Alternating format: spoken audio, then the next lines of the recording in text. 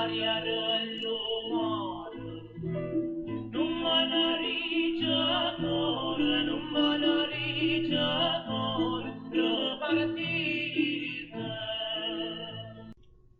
Antonio, abbozzo qualcosa, poi scriverò con tutta calma.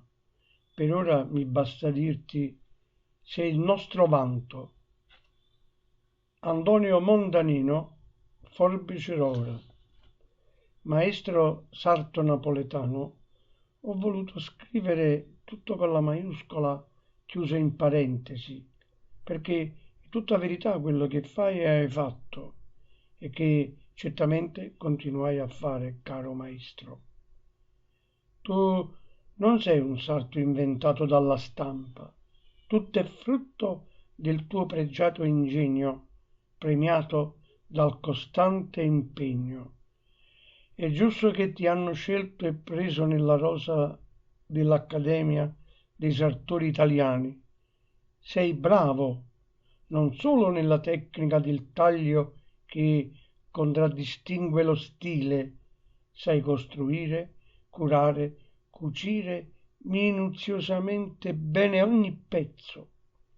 L'Accademia dei Sartori a suo tempo ti avrebbe dovuto premiare non solo con le forbici d'oro, ma anche con ago e ditale tutto in oro.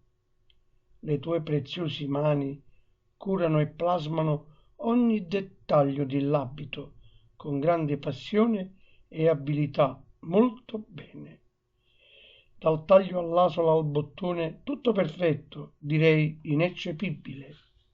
La cosa che ti distingue da altri è ogni punto è messo da te, lavorato e cucito dalle tue preziosissime mani.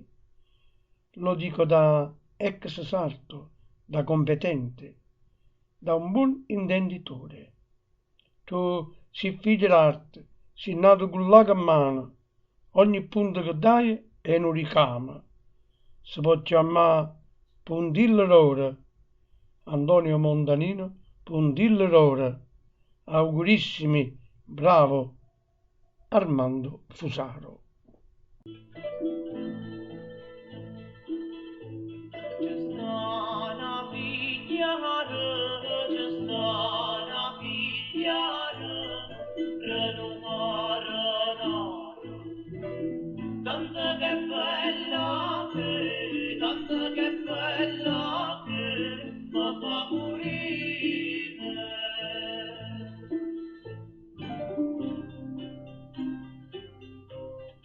Giorno panciaia,